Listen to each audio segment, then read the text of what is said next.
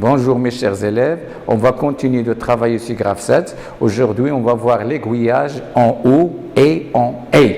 Bon, comme j'ai dit, on va travailler graphe 7 avec choix de séquence. Aiguillage, comme j'ai dit, on va voir aiguillage en O et aiguillage en A. D'accord? Donc, on va commencer comme ce que vous voyez sur notre petit rappel. D'accord? Un automatisme est représenté par un graphe 7 à séquence simultanée lorsque son fonctionnement utilise simultanément plusieurs séquences de graphe 7. 1. Divergence en A. D'accord? La divergence en A.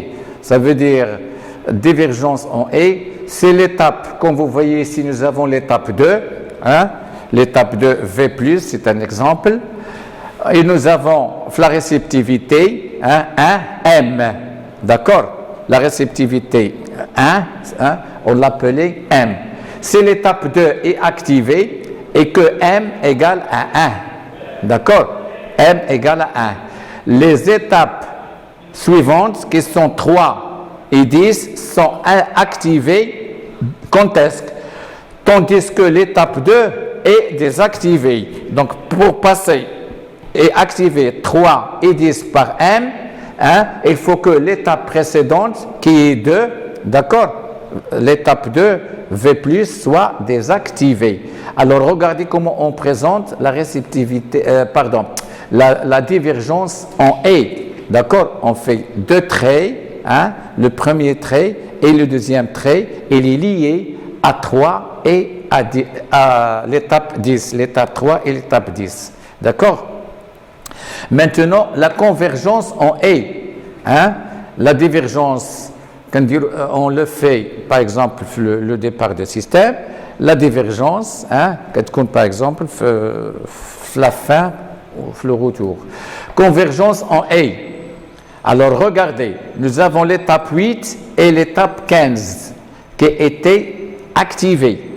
Donc, l'étape 8 et l'étape 15 vont se converger vers une seule étape.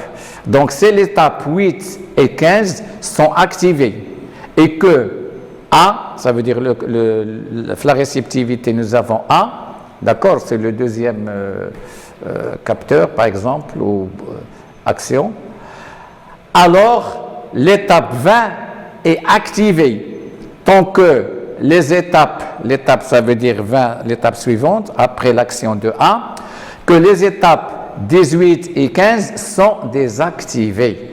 Ça veut dire, on passe par la réceptivité, avant de passer 8 et 15, elles étaient actives, pour passer pour 20 et l'activer, il faut que le 8 et le 15 soient désactivés.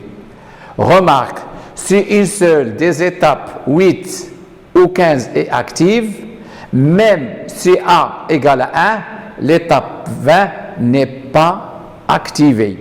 D'accord? Ça veut dire si l'une des deux, 8 ou bien 15, elle est encore active, une seule, même si on va avoir action sur A, l'étape 20 ne sera pas activée.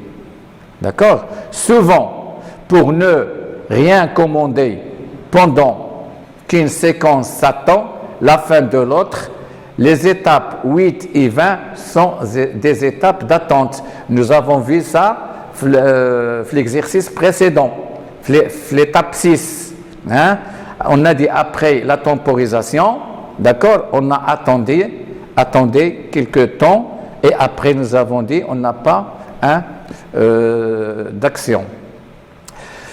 J'ai dit souvent, pour ne rien commander pendant qu'une séquence attend la fin de l'autre, l'étape 8 et 15 sont des étapes d'attente, pas d'action associée. La réceptivité est alors remplacée par égal à 1. D'accord? On va mettre égal à 1. Réceptivité toujours vraie. Réceptivité toujours vraie. D'accord? Ça veut dire que le 8, il est actif, le 15 active, donc on passe A égale à 1, hein, et le 20 sera activé, et le 8 et 18 seront désactivés. D'accord? Alors, on va passer à la suite. Voilà. Exemple. Nous avons machine spéciale d'usinage, aiguillage en A. Bon, comme vous voyez, nous avons 4 vérins. D'accord? Chaque vérin S, le vérin A, le vérin F et le vérin E. D'accord? Le cycle de fonctionnement. Et on va revenir au schéma. Si on appuie sur le bouton de départ de cycle, toujours on imagine qu'on a le départ de cycle, TCY, quand la tête d'usinage, les têtes d'usinage sont en position arrière. Les têtes d'usinage, tous sont en position arrière. Que les vérins d'éjection et de serrage sont reculés et qu'une pièce est présente. Le système serre la pièce. Je répète. D'abord, il faut appuyer sur le départ de cycle. Et les têtes d'usinage sont en position arrière. Et les vérins d'éjection et de serrage sont reculés. Aussi sont en arrière. Et une pièce va être présente. Hein? Donc, le système va serrer la pièce. On effectue alors simultanément les deux usinages. Alors, le fraisage. La fraise avance en vitesse lente, puis recule en vitesse rapide. Ça veut dire, lorsque le vérin pousse la tête de fraise, il serre avec une vitesse lente. Et quand il va revenir à sa position initiale, il revient avec une vitesse rapide. On a l'opération le lamage. Après, on a l'opération le grain d'alésage avance à une vitesse lente. Une fois en cycle de fonctionnement, hein, ça veut dire le système commence à travailler. Si on appuie sur le bouton départ de cycle, DCY, quand les têtes d'usinage sont en position arrière, ce qu'on a déjà dit au départ. Le vérin d'éjection et de serrage sont reculés et qu'une pièce présente le système serre la pièce. On effectue alors simultanément les deux usinages. Je répète ce que j'ai déjà fait. Le fraisage, la fraise avance en vitesse lente puis recule en vitesse rapide. Le lamage, le grain d'alésage avance en vitesse lente. Une fois en fin de lamage, on attend une seconde. D'accord? Une fois en fin de lamage, ça veut dire on va faire le lamage pour la pièce, on attend une seconde pour avoir un fond plat. Le retour s'effectue alors en vitesse rapide. Après cela, la pièce est desserrée, puis éjectée par le vérin E. Après cela, ça veut dire après le retour rapide, hein, donc la pièce est desserrée, puis éjectée, enlevée ou bien éjectée, par le vérin E. D'accord? Remarque, pour des raisons de simplification, on ne tiendra pas compte du fonctionnement du moteur. Broche d'usinage. Les vérins A, F, S, ça veut dire alisage, fraisage, serrage, sont des vérins double effet, commandés par des distributeurs bistables, à souligner. Ce sont des distributeurs d'air qui commandent les vérins double effet, et les distributeurs bistables, ça veut dire commandés des deux côtés. Le vérin E est un vérin double effet, commandé par un distributeur monostable, ça veut dire le vérin d'éjection. Double effet, commandé par un vérin monostable, ça veut dire d'une part il y a la commande et d'autre côté ou bien d'un côté, et de l'autre côté, on aura un retour par ressort. Vous connaissez les différents types de distributeurs et de vérins. Les capteurs de contrôle sont, ou bien les capteurs de contrôle des mouvements sont A0 et A1 pour le vérin d'alisage. E0 et E1, suivant le nom de chaque vérin. Le vérin d'éjection, donc E. L'alisage, c'est A. Le fraisage, F0 et F1. Le vérin de fraisage. Pour le vérin de serrage, S, ça veut dire S0 et S1. Le capteur de présence de pièces fonctionne comme suit. Ça veut dire quand il y a la pièce qu'on va travailler. P, il y a une pièce dans le montage, égale à 1. P égale à 1, on a la présence de la pièce dans le montage, ou bien dans le système. P égale à 0, il n'y a pas de pièce dans le montage. Donner le graphe 7, point de vue opératif, ça veut dire niveau 1, graphe 7 niveau 1. Et la deuxième question, le graphe 7, point de vue partie commande. Fin de la mage, comme rappel, on attend une seconde pour avoir un fond plat. D'accord? Il faut attendre pour avoir un fond plat. Bon, je reviens une autre fois au schéma, pour le voir, le voilà. Donc, nous avons le vérin alésage où c'est marqué A plus, A moins, d'accord? Nous avons le serrage, le vérin pour le serrage, S plus, ça veut dire quand il va vers la pièce, S moins quand il retourne. Après, nous avons le F, le vérin fraise pour la fraise, ou bien pour la fraise, F plus et F moins. Et à la fin, nous avons le vérin pour l'éjection de la pièce, E plus et E moins. Donc, on va passer, et voici notre pièce qui est, d'accord, qui est au milieu. On va passer maintenant à voir graphe 7 niveau. Il est déjà rempli, question d'un peu du temps pour passer à l'exercice suivant. Donc, graphe 7, point de vue opératif, ça veut dire graphe 7.1, nous avons l'état initial, 0. Donc, après la réceptivité, les 4 vérins sont en position initiale.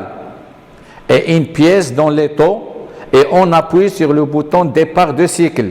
C'est clair, comme ce que nous avons déjà sur le schéma. On passe, ça veut dire les 4 conditions sont vraies, on passe à l'étape 1, après la réceptivité, la première réceptivité. Sortie du vérin S, ça veut dire le vérin S va fonctionner, il va sortir. Ça veut dire, qu'est-ce qu'il va faire? La réceptivité, on aura vérin S sorti. D'accord? Une fois le vérin S sorti, on a ici soit qu'on va travailler la partie 2 et la partie 3. D'accord? La partie 2 et la partie 3. Ça veut dire divergence en et. Je répète, comme nous l'avons déjà vu tout à l'heure, c'est divergence, divergence en et. Donc qu'est-ce qu'on aura? On aura l'étape 2, sortir le vérin F. Ça veut dire le vérin pour faire l'opération de fraisage.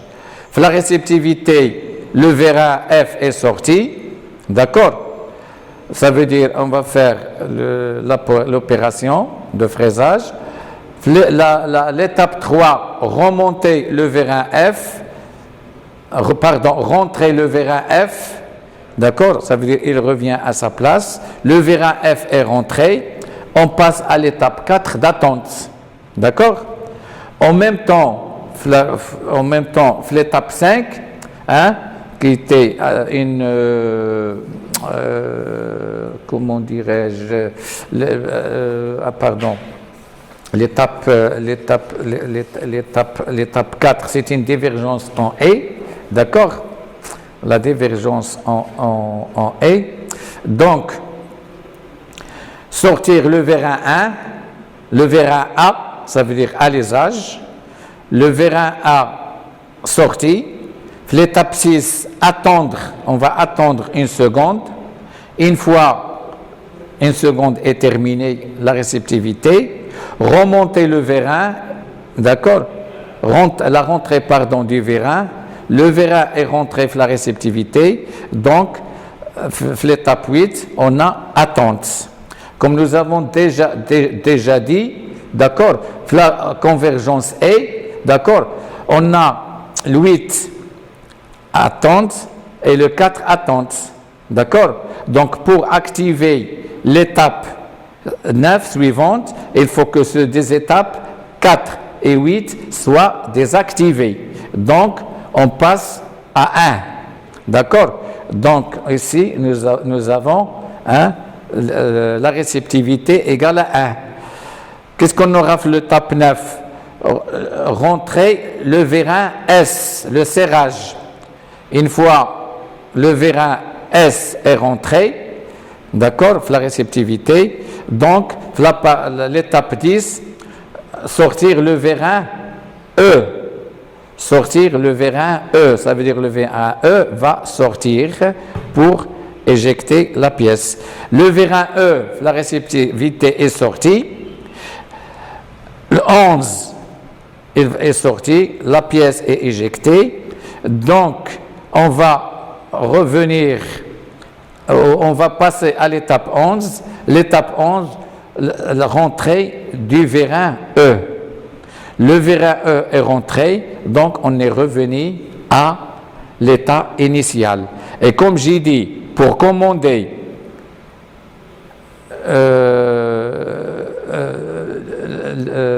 la suite, pendant qu'une séquence attend la fin de l'autre, les deux étapes 4 et 8 sont des étapes d'attente. D'accord? Ce sont des étapes à attente.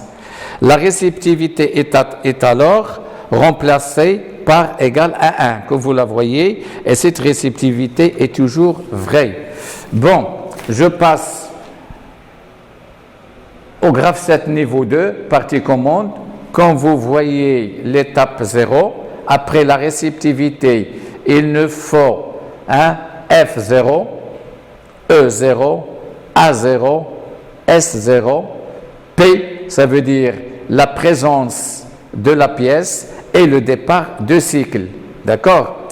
Alors ici, les 4 vérins sont en position initiale et on a une pièce dans l'étau, je m'excuse, dans l'étau. L'étau, on va serrer la pièce. Et on appuie sur le bouton de départ de cycle. D'accord? DCY et P signifie la présence de la pièce, que nous avons dit, le cahier de charge. Donc, on passe à l'étape 1. Étape 1, on va écrire un serrage, S+. D'accord? Ça veut dire, sortie de vérin pour le serrage. C'est ça. Donc, la réceptivité S1. S1, on écrit S1 sortie. Il manque ici sur le graphe 7, S1 sortie. Une fois le S1 sorti, d'accord, on aura notre aiguillage. Alors, on passe à l'étape 2. La fraise va commencer. Donc, pour qu'elle commence, il faut que le vérin va sortir dans le sens de F+. Une fois la réceptivité F1, vérin sorti, on passe à l'étape 3. Bien sûr, avant qu'il rentre, donc on a réalisé l'opération de fraisage. Donc, on passe à l'étape 3. c'est F-, la rentrée du vérin, d'accord, c'est F-, donc jusqu'à ce qu'il va actionner, d'accord, hein, F0, et ici on a une étape d'attente, d'accord, on aura une étape d'attente.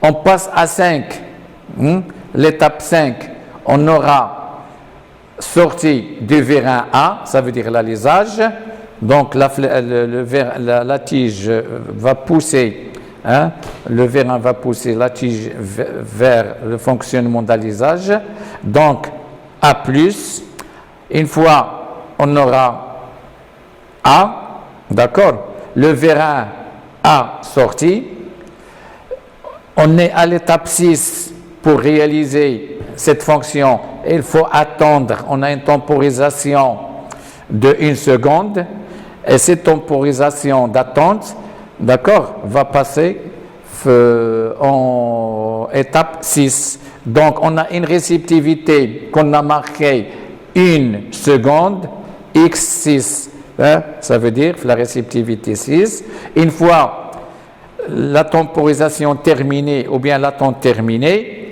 donc on passe à l'état 7, ça veut dire le vérin de l'alisage va revenir à sa position initiale. Donc, rentrée du vérin A, il va actionner capteur A0, hein, le vérin A est rentré. Donc, on est dans une situation ou une étape d'attente. Donc, le 4 et 8 sont, hein, des étapes d'attente, comme on a vu précédemment. Donc, on aura un 1, d'accord, on aura, après la condition d'attente, d'accord, les deux, la réceptivité n'est pas, la réceptivité est alors remplacée par égal à 1. C'est clair? La réceptivité est remplacée par égal à 1. Donc, on a l'étape 9, d'accord? On a maintenant S- rentrer le vérin, d'accord? Étape 9, d'accord? Rentrer le vérin S. Une fois le vérin S est rentré, on aura la réceptivité S0. Vérin S rentré. Après l'étape 10, on aura E+. E+, ça veut dire éjection. Donc, pour l'éjection, faire sortir le vérin E jusqu'à ce qu'il va actionner, hein, ou bien la réceptivité E1. Le vérin E est sorti. L'étape 10, une fois que le vérin est sorti, il a éjecté la pièce, donc il va revenir à sa place d'après, hein, le schéma jusqu'à ce qu'il va actionner, hein, E0, le capteur E0. Une fois on est à E0, d'accord, regardez le retour de la boucle vers l'étape initiale 0. Et comme ça, notre cycle est terminé et on commence un nouveau fonctionnement par l'état initial 0. J'espère que vous avez bien compris. Merci de votre attention.